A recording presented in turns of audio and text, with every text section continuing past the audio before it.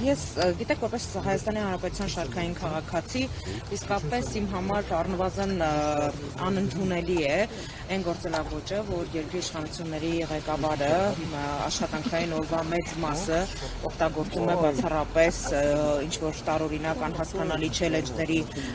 հայտարարություններ անելով։ Իսկապես ցավում եմ սրա համար, որովհետև կարծում եմ, որ մեր երկրում ստեղծված իրավիճակը այն բազմաթիվ խնդիրները, որոնք առկա են, որոնք լուծման են կարոտ, ավելի շատ այս խնդիրներն են արժանի ուշադրության, քան ինչ-որ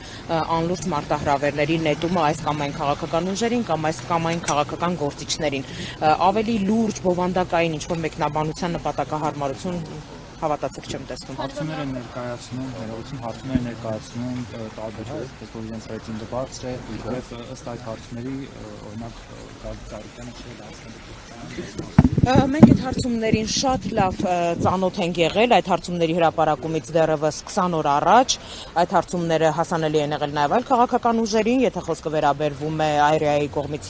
իրականացված հարցումներին, հետաքրքիր ճակերտավոր զուգադիպությամբ այդ հարցումների հրապարակումը հետաձգվեց մի 20 օր, հետո հրապարակվեց պատվիրված համերգի մոտիվներով այն հարցումները, որոնք որ հասանելի են։ Ես հիմա ուզում եմ պարզապես զուտ տրամաբանության շրջանակներում հարց ուղղել։ Եթե ամեն ինչ այդքան հիանալի է իշխանությունների ռեյտինգի հանրային տրամադրությունների առումով, ինչի համար է այս ցայտնոտը, ինչի համար է այս անհասկանալի հյուրախաղերը, ամենօրյա ռեժիմով 3, 4, 5, 6 վիդեո ուղերձների հրապարակումը, հա, վարչապետի մակարդակով, որոնք ձոնված են այս կամ այն քաղաքական ուժերին։ Մենք շատ լավ տիրապետում ենք եւ հանրային տրամադրություններին, եւ սոցիոլոգիական հարցումների արդյունքներին, եւ վատ լուր ունեմ իշխանությունների համար, այդ արդյունքների համաձայն իրավիճակը միանգամայն այլ է։ Իսկ ինչի համար են Նիկոլ Փաշինյանի այս վիդեոները, այսինքն իրենք մտավախություն ունեն, որ մեծամասնությունը այդուհանդերձ չի արժեվում։ Ես կարծում եմ, սա արդեն արմատացած գործելավոճ է հանրության ուշադրությունը կարևոր թեմաներից շեղելու, հանրության համար տեսարաններ ապահովելու եւ նմանատիպ այլ մոտեցումներ են ընդհանրապես ցուցաբերվում, իսկ ինչ վերաբերվում է կայացած լուրջ քաղաքական ուժերին ու գործիչներին, ապա նրանք ընդհանրապես աշխատում են կառուցողական դաշտում։ Կենտրոնային տեսանք Փաշինյանի եւ Արցախի կնոջ, այսպես միջադեպը դրան հաջորդեց Փաշինյանի ներողությունը, նրանից դրամոթուց, նա Արցախցիներին փախած անվանեց, հետո ներողություն խնդրել արդյոք քաղաքական նպատակահարմարություն է, թե գիտակցված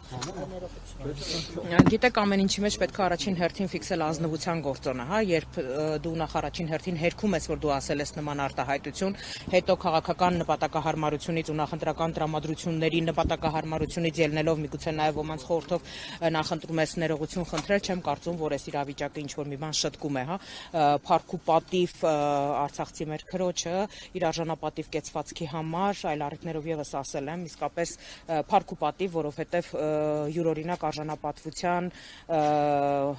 հայության դրսևորում էր այդ ամեն ինչը։ Տիկին Տոնոյան անդրադառնալով Գագիկ Ծառուկյանի գործընթացական նիստին, նախորդ դատական նիստում դատավորը հրապարակեց վերդիկտը, ճանաչելով եւ հռչակելով Գագիկ Ծառուկյանի անմեղությունը, սպասելի էր ձեզ համար, թե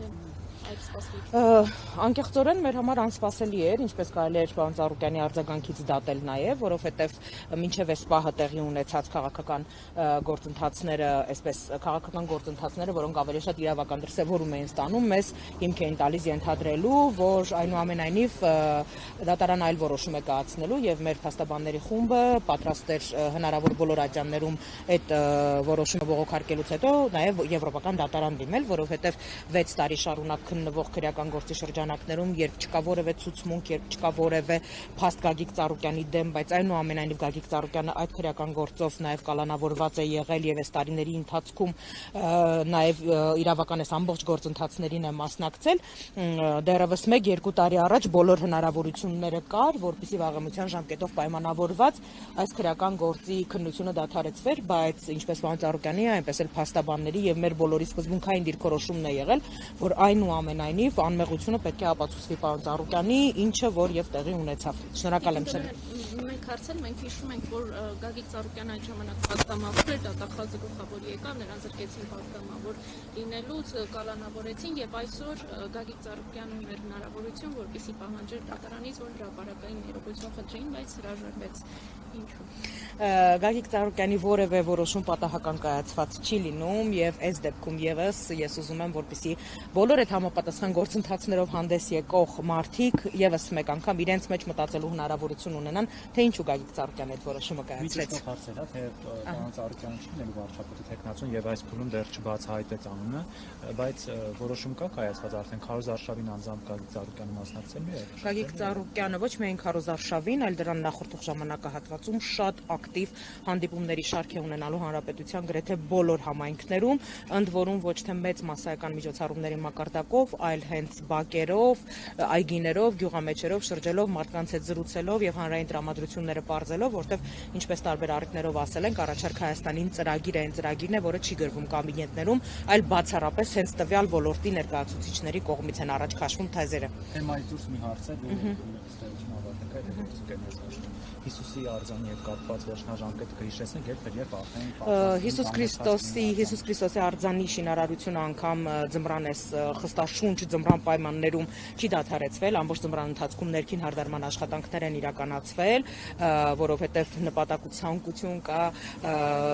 ժամկետների մեջ տեղավորվելով անել լավագույն արդյունքը, ըստ նախնական ինֆորմացիայի դա կլինի 2027 թվականին, բացումը տեղի կունենա 2027 թվականին, բայց պարոն Ծառուկյանը միշտ ասում է, որ ինքը շտապեցնելու, արագացնելու որևէ բան չունի, որտեղ նպատակը լավագույն արդյունքն է։ Շնորհակալ եմ։